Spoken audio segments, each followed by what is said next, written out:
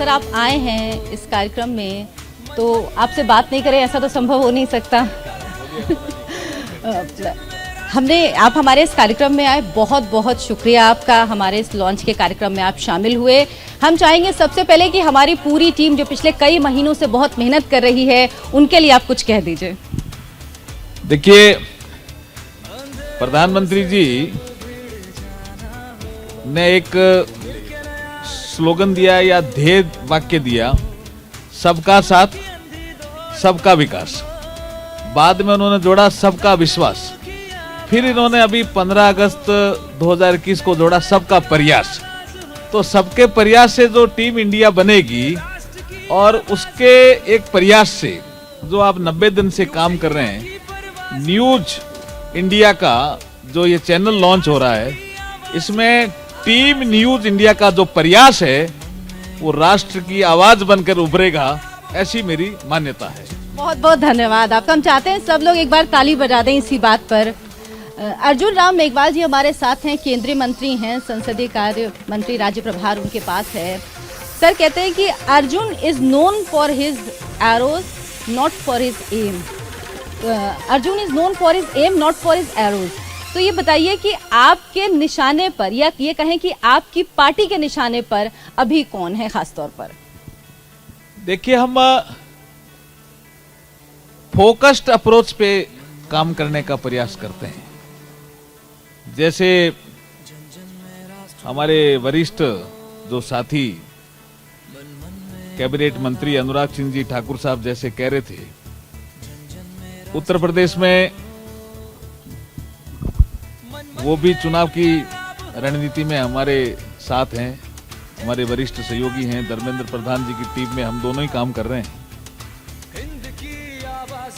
उत्तर प्रदेश का चुनाव और बाकी उत्तराखंड और मणिपुर, गोवा और पंजाब, ये जो 5 राज्यों का चुनाव है, ये 2022 में जो फरवरी मार्च में चुनाव होगा, ये हमारी फोकस्ड अप्रोच का एक विषय है। और उत्तर प्रदेश में जिस तरह से प्रधानमंत्री मोदी जी की नीतियों को हमारे मुख्यमंत्री योगी जी ने जैसे धरातल पर उतारा है, और जिस तरह सा संबोधन कल प्रधानमंत्री जी ने पूर्वांचल एक्सप्रेस हाईवे का उद्घाटन करते हुए कर्म योगी, ये शब्द भी गीता में आता है।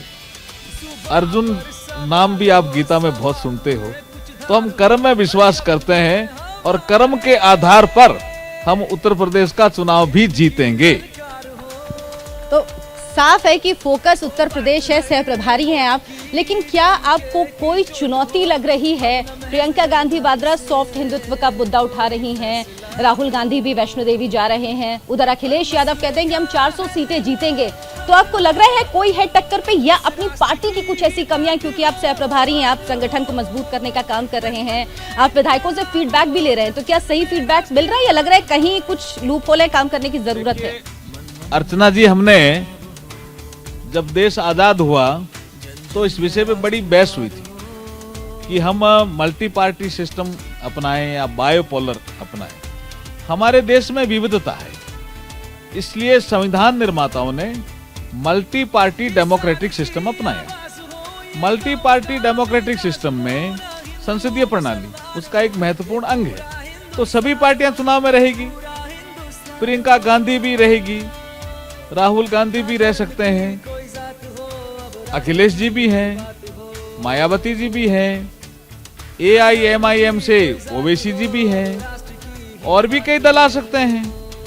लेकिन भारतीय जनता पार्टी अपने कार्यकर्ताओं के बलबूते पर और जो काम योगी जी ने किया है, जो नीतियां मोदी जी ने बनाई है, जो धरातल पे तेजी से उतर रही है।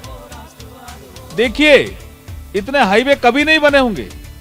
कल हम मेरठ से आए, कल मैं मेरठ से आ रहा हूं, हम 50 मिनट में मेरठ से दिल्ली पहुंच गए। पहले पहुंचते थे क्या अखिलेश जी के पीरियड में? लेकिन वो तो कह रहे हैं कि शिलान्यास हमने किया था, नाम आपने अपना ले लिया। तो आजकल ऐसी बातें कर रहे हैं जिनका कोई आधार ही नहीं है। राम मंदिर के बारे में भी कह रहे हैं आजकल। ये भारतीय जनता पार्टी की ताकत है कि जो आपने अभी चैनल शुरू किया है न्यूज इंडिया, और उसका ध्येय वाक्य रखा है राष्ट्र की आवाज।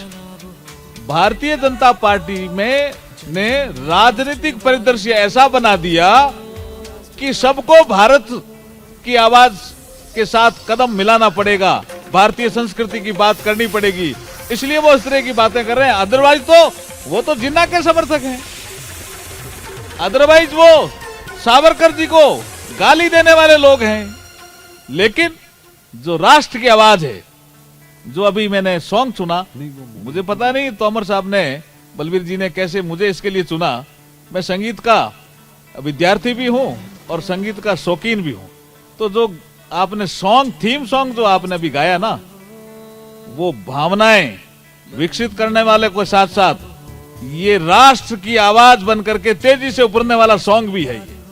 और हम आपको यकीन दिलाते हैं कि यही भाव एक एक जो न्यूज इंडिया के लोग हैं उनके मन में है। सर, फोकस है उत्तर प्रदेश में, 5 राज्यों में चुनाव है आने वाले वक्त में, उसके बाद आखिर में 2 राज्यों में और 7 राज्यों में 2022 में चुनाव है। लेकिन 2023 में राजस्थान में चुनाव है, वो क्या आपके फोकस से आउट है? क्योंकि आप वहां से आते हैं, लेकिन वहां स्थितियां ठीक नहीं है। वसुंधरा जी को मना पाए आप लोग? कतई नहीं। राजस्थान में जो अभी 2 उपचुनाव हुए, वहां स्थानीय परिस्थितियां थी, उसकी तुलना आप 2023 के चुनाव से नहीं कर सकते। 2023 का जो चुनाव होगा, विधानसभा के चुनाव, उसमें निश्चित रूप से भारतीय जनता पार्टी जीतेगी चुनाव। इसका कारण है कि कांग्रेस वहां पे कोई सुशासन और डेवलपमेंट का काम नहीं कर पाई। 2 खेमों में बटी हुई कांग्रेस। ये जो अभी 2 उपचुनाव हुए, ये ट्राइबल एक सीट थी हमारी धरियाबाद और बल्लभनगर, वहां भी कुछ परिस्थितियां ऐसी बनी। ये स्थानीय परिस्थितियां थी, स्थानीय मुद्दे थे, जिस कारण से ऐसे रिजल्ट आए। वो रिजल्ट हमारे अनुकूल नहीं थे, इसमें कोई शक नहीं है। लेकिन 2023 का रिजल्ट विधानसभा का, वो हमारे अनुकूल ही आने वाला है, क्योंकि कोई काम नहीं हो रहा है। आप दलितों पे अत्याचार बढ़ गए, महिलाओं पे अत्याचार बढ़ गए, 2 खेमों में बटी हुई सरकार है। अभी तो मुख्यमंत्री जी मंत्रिमंडल का विस्तार ही नहीं कर पा रहे हैं। कितने समय से देखिए ना आप, अजय माकन जी कितनी बार गए, लेकिन कितनी बार कह के आए, लेकिन फिर भी नहीं कर पा रहे हैं। और कल तो उन्होंने एक ऐसा स्टेटमेंट दे दिया, शिक्षकों के साथ पूछ रहे हैं क्या मास्टरों के जो ट्रांसफर होते हैं इसमें पैसे लगते हैं क्या, पैसों के आधार पर ट्रांसफर होते हैं? तो सारे टीचरों ने कहा हाँ साहब, पैसे देकर के ही ट्रांसफर कराते हैं। तो ऐसा तो वो सुशासन दे रहे हैं, तो कैसे आप शासन में आएंगे जी? नहीं, लेकिन मेघवाल जी, इसीलिए तो अशोक गहलोत जी आपसे दरख्वास्त करते हैं कि आप प्रधानमंत्री के सामने उनकी बात रखें, जरूरत पड़े तो धरना भी दें। वो तो आपको ही अपना पैरोकार बना रहे हैं। हर बात, जितना पैसा भारत सरकार ने दिया है, भारत सरकार पैसा देने में भेदभाव नहीं करती। लेकिन हमारे एक राजस्थानी में कहावत है, आप भी शायद अर्चना जी जानते होंगे, कि ये जो सारा सामान है, हम जब फ्री अनाज दे रहे हैं मोदी जी दे रहे हैं, प्रधानमंत्री आवास का पैसा भी अधिकतर मोदी जी दे रही, सारी योजनाओं का पैसा मोदी जी दे रहे हैं। तो सारा जो आपका संसाधन है वो तो मोदी जी उपलब्ध करा रहे हैं। अशोक गहलोत को खाली पुरस्कारी कर रहे हैं, पुरस्कारी करके वायु लूटने का काम कर रहे हैं। वो जनता जानती है राजस्थान की, 2023 में उनको आउट करेगी निश्चित रूप से। सलमान खुर्शीद की किताब जो आई, आप कहते हैं उस किताब पर बैन लगना चाहिए, क्यों नहीं? किताब वो मार्केट में रहे, जिसको पढ़ना है पढ़े, लोगों की अपनी बुद्धि समझ है, उस पर क्या भरोसा नहीं है? देखिए, मैं अभी हमारे मित्र तोमर साहब मेरे को कह रहे थे कि मैं भी एक लेखक हूं, तो मैंने तो पुस्तक मेरी पत्नी पे लिखी है, एक सफर हम सफर के साथ। पुस्तकें वो होनी चाहिए जो समाज का मार्गदर्शन करें, पुस्तकें वो नहीं होनी चाहिए जो समाज को तोड़े। ये तो हमें कोई न कोई तय करना पड़ेगा। यही तो राष्ट्र की आवाज है, यही तो राष्ट्र की आवाज है। सर, आज उत्सव का दिन है, हमारे लिए उत्सव है। सरफराज भी आ चुके हैं। सरफराज जी, आप आइए मंच पर, आपसे गुजारिश है। हमारे सीईओ एडिटर इन चीफ अब पहुंच चुके हैं यहाँ पर। उस बीच आज ये बताइए कि आज उत्सव का माहौल है, हम भारतीय वैसे भी उत्सव धर्मी होते हैं और आप माँ सरस्वती की आराधना करते हैं, तो आज माँ सरस्वती के चरणों में 2 लाइनें हो जाएं। देखिए, 2 या 4 लाइनें तो पूरा कार्यक्रम आप करना, लेकिन कल राष्ट्रीय प्रेस दिवस था आज आपका चैनल का लॉन्च हो रहा है और शायद कल पूर्णिमा है। मेरे हिसाब से पूर्णिमा कल होनी चाहिए। कार्तिक की पूर्णिमा बहुत महत्वपूर्ण होती है। तो ये जो दिन आपने चुने हैं, इसके लिए पूरी आपकी टीम को बधाई देता हूं कि ऐसे दिनों पे आपने चैनल का लॉन्च किया है।